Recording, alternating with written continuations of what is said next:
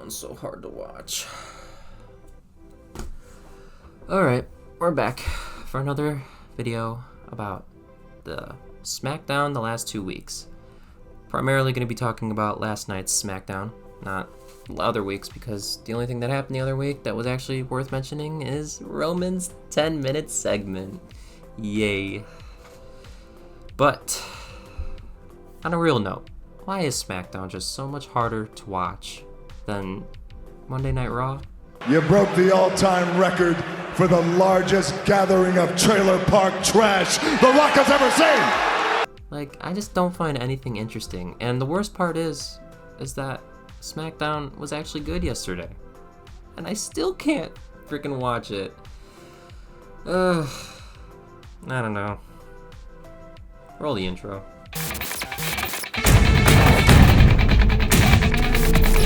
Let's start with the first segment that happened last night, and that being the Grayson Waller Effect show. Yeah, that's right. This Grayson Waller Effect show stars, of course, Grayson Waller as your host, and then Austin Theory was right there by his side, and the special guest was none other than the American Nightmare, Cody Rhodes. Yay! Yeah. Good old Cody Rhodes. Is it just me, or is our world champion not even that interesting sometimes? Yeah, I gotta be honest, Cody Rhodes is not that interesting. Roman, where are you? Anyway, the whole segment was basically about Grayson Waller trying to put some doubt into Cody Rhodes' minds of whether or not Kevin Owens is going to betray him, and I thought that segment did a really good job at delivering that, because they showed a video package of Kevin Owens basically betraying all of his friends, from Sami Zayn to John Cena to even Kofi Kingston, and then Kevin Owens came out at the end of it basically trying to justify his actions and all that, saying that most of them besides Kofi had it coming, and that he actually was sorry for what he did to Kofi. But if you guys have noticed lately, Kevin Owens' branding on his shirts, all of the colors are going back to the red scheme, which it was blue, and when he has the red coloring, that normally means he's going to become heel again. He would only wear red when he was technically a heel, and he would only wear blue when he was technically a face. So, we will see what happens come Bash in Berlin. I think they were doing a really good job at setting up that match from a match that no one, I mean, we wanted to see, but it was kind of hard to see because, you know, Kevin Owens really wasn't a heel at the time. There was no heel in this feud. It was just a best friend giving another friend an opportunity type of thing. So that's kind of what we got. But now we are kind of giving that impression that Kevin Owens might actually turn on him. And I think Kevin Owens is definitely the more interesting when he is a heel. Yeah, believe it or not, Kevin Owens is a lot more interesting when he's a heel. I think a lot of people are a lot more interesting when they're heel. I mean, just ask Dom. Kevin Owens got Nick Aldis to come out and basically set a matchup for them later on where Cody Rhodes and Kevin Owens faced Grayson Waller and Austin Theory. And at the end of that match, we saw Kevin Owens grab Cody's title, and it looked like he was about to swing on him, but then he gave it to Cody. And if you all looked at Cody's face there, Cody was a little unsure of what Kevin Owens was going to do there. And I thought that was done so damn well. Cody Rhodes' face basically told the whole story. He is now unsure of what Kevin Owens has up his sleeve, because Kevin Owens plays his character so damn well that Kevin Owens, I don't even think knows what he's gonna do. I mean, it's insane. Honestly, I'm looking forward to what is to come. So, thumbs up in that regard, but everything else, That's what SmackDown is nowadays. It's so SmackDown needs help. SmackDown needs help. Oh, help me! Help me! Now, on to the United States Championship match with LA Knight versus Santos Escobar. Sí. That LA Knight pop at the beginning, holy cow. I can't say we have somebody who gets a pop like that outside of Roman Reigns. I mean, that pop is kind of insane.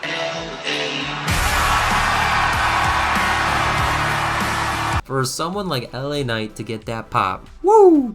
That was a loud pop. I'm happy to see him getting that. And that match actually was pretty damn good. That match actually was better than I thought it would be. I mean, honestly, I wasn't expecting much out of it, but it actually delivered. And so for that, kudos to that to them putting on a great performance, because it delivered in all aspects. I mean, even the ref, Jessica Carr, delivered at the beginning of the match when she kicked out the Angel Garza and Alberto from ringside with Elektra Lopez. That was so funny the way she did it. It was so funny. They're all getting kicked out of ringside, and then them Santos going backstage and basically yelling at all of them from getting kicked out from ringside. That was very interesting. There might be a little tension between the crew. And so Baron Corbin and Apollo Crews finally getting TV time and poking that bear. We'll see where that gets us. But side note, I'm very happy Baron Corbin's finally getting some screen time. That man was doing so well in NXT, and to see him finally getting a little bit of TV time again, I'm happy for him. I'm hoping that's for big things to come.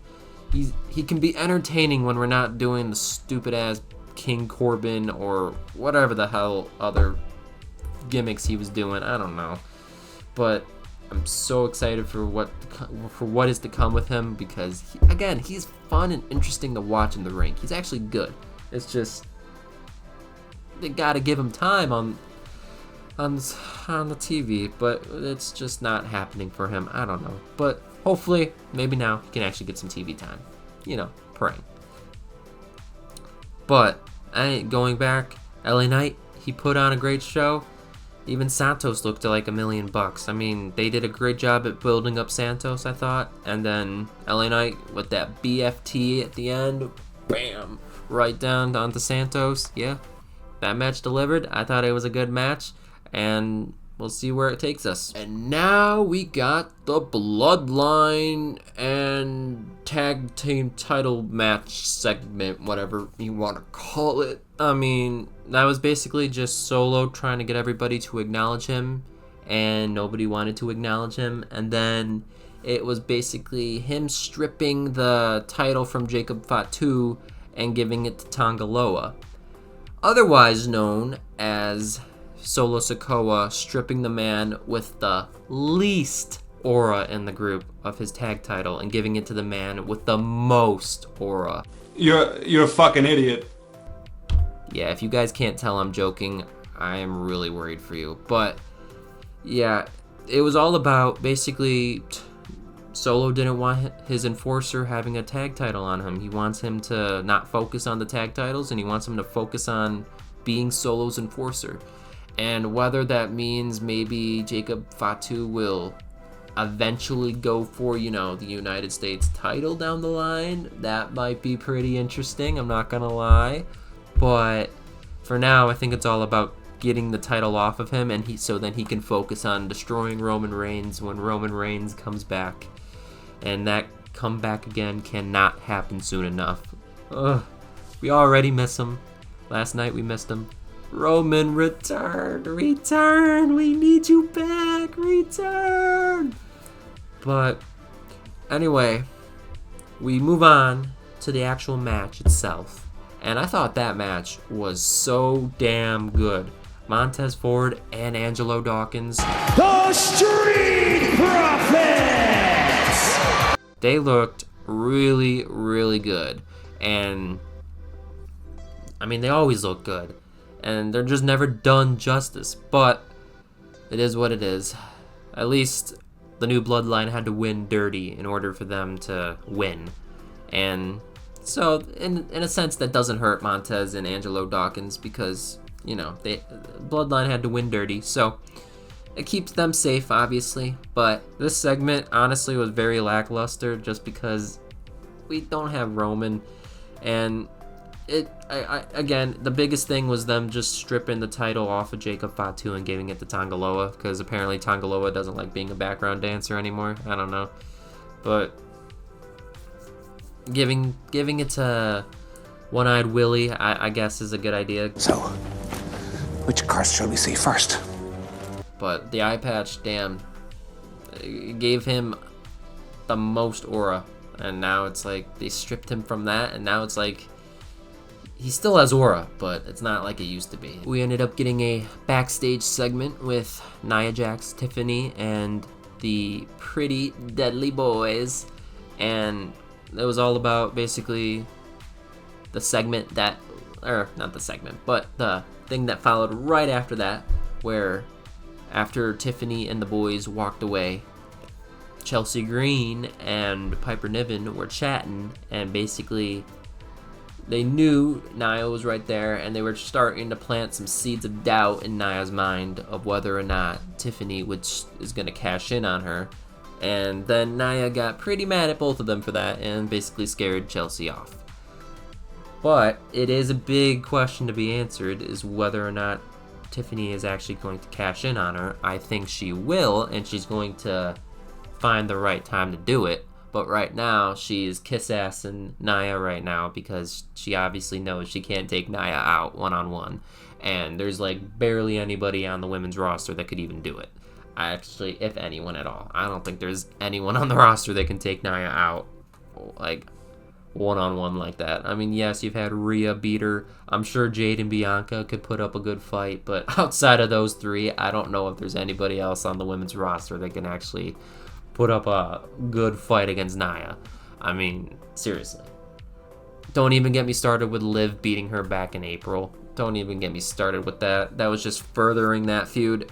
I still don't even buy that. It was just all about Nia being distracted. But again, it is what it is. I think the segment did what it was supposed to do. Basically plant a little bit more seeds of distrust within Nia and Tiffany, and I'm honestly curious to see where it goes. But again, we didn't really get much in terms of Nia, and if Nia's supposed to be one of the pillars of SmackDown right now, you would think we would get more than a backstage segment for her. But you know, we got better things to do apparently. Ain't nobody got time for that. Last but certainly, actually no, it is definitely last, we have the triple threat tag match between Naomi, Jade, and Bianca versus the Unholy Union and Blair Davenport. Yeah, this match was solid. I mean, it wasn't bad, so I have no complaints about the match. This match ultimately just set up a tag team title match for Jade and Bianca at Bash in Berlin against the Unholy Union. And yeah, I'm saying the Unholy Union because honestly, I don't really remember their names because, in my opinion, they're kind of nobodies, but Alba Fire and Isla Dawn. I remembered! Oh my god, I remembered. I don't know how I did.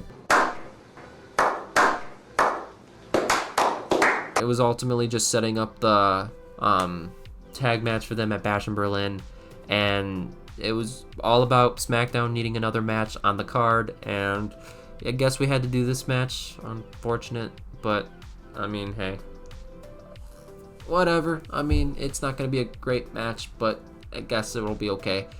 I mean, if Alba Fire and Isla Dawn somehow win at Bash, we're going to have some problems. I'm sorry. We're just going to have some problems.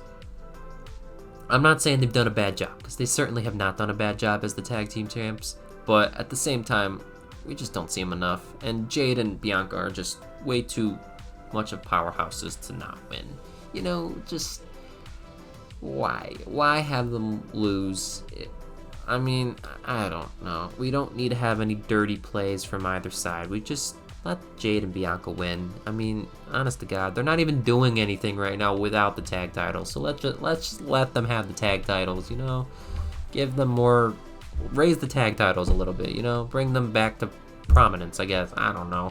But anyway, this is definitely a shorter SmackDown episode. I don't really have much for you guys. I mean, honestly, SmackDown has just not been that great, even with Roman returning. I mean, you gotta wait till the end of SmackDown to see him. and we only see him for like 10 minutes mostly, not even. He hasn't even cut a promo yet, and now he's supposedly on the shelf again until he returns from getting tape put through a table last week. Tell me what you guys think. I don't know. Are my opinions and stuff valid? Who knows? I don't really know. I can't sit through SmackDown because I just find it so boring right now. And honestly, I think it's boring in some regards because it's not long enough. I think once SmackDown becomes 3 hours long, I think it will become more watchable because they have more time to play with. But since they don't have a lot of time, I feel like they are rushing through a lot of things and that we don't get to really digest everything that happens. But hey, that's just me. I want to hear what you guys have to say in the comments down below. Till next time, see ya.